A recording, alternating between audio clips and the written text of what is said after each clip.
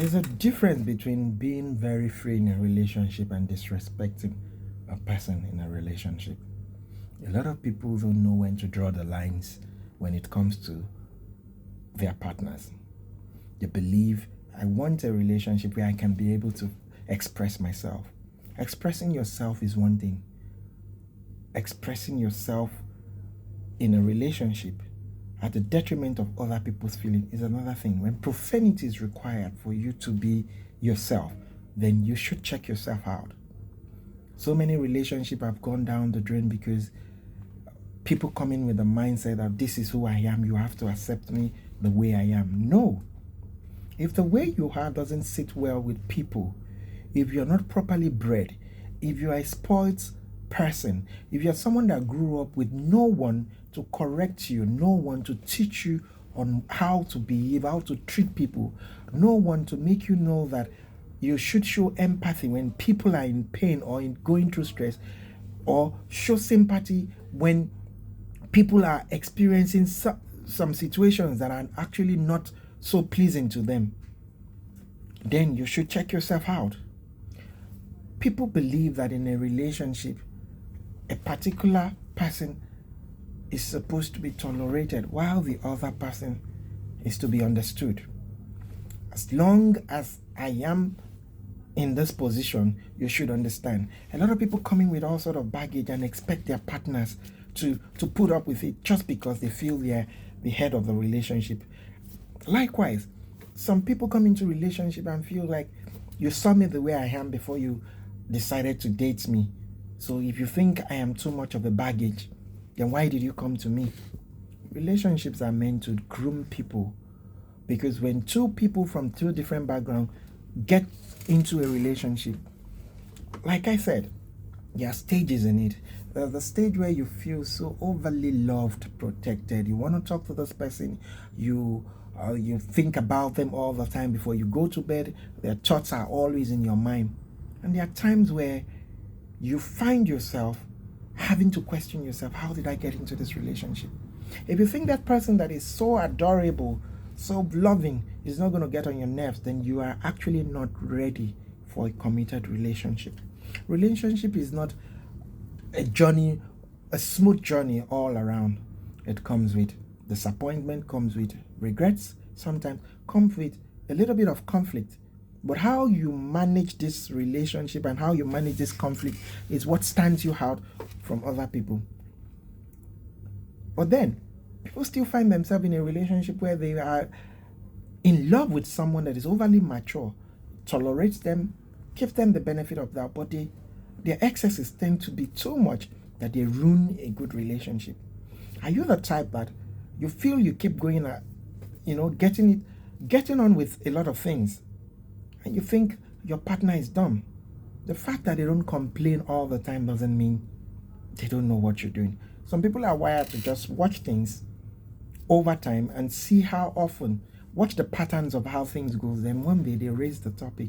Now, when your partner raises an issue concerning your lifestyle, it means they are not just bringing that issue because they notice it. It means they've watched the patterns and they've seen that it seems this is something you do consistently. So in order for them not to be constantly in a shell where they have to be the recipient of this behavior, they want to address it. And sometimes how you go about it goes a long way to tell how and when the relationship, when and where the relationship is headed. When your partner comes up with something, address this issue amicably, maturely, without conflict.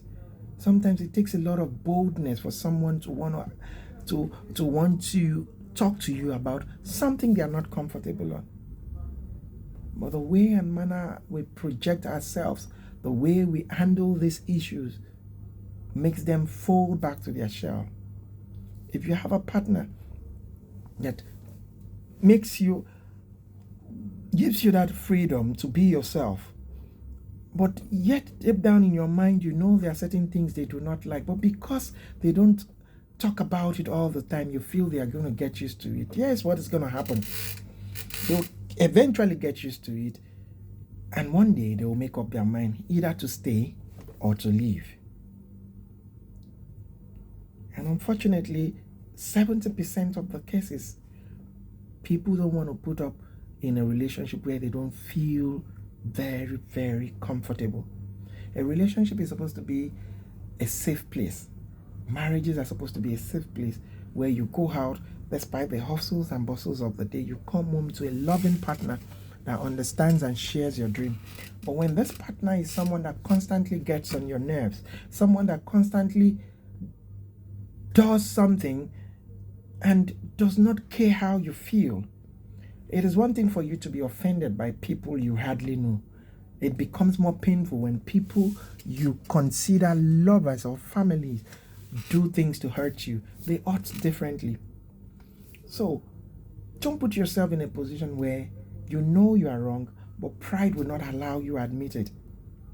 You feel like the moment you start apologizing over things, you lose your ground, you lose your power in that relationship. It's usually not the case. Some people tend to love their partner more when they know that when you're wrong, you apologize. That 3 words, I am sorry, has gone to help a lot of things, as cemented business deals, cemented relationship, repaired a lot of fractured and committed relationship, and has put it back to place. But we feel when we say we are sorry, we are vulnerable. It is not being vulnerable. It is strength. It takes strength for you to acknowledge you're wrong, to admit it, and openly apologize.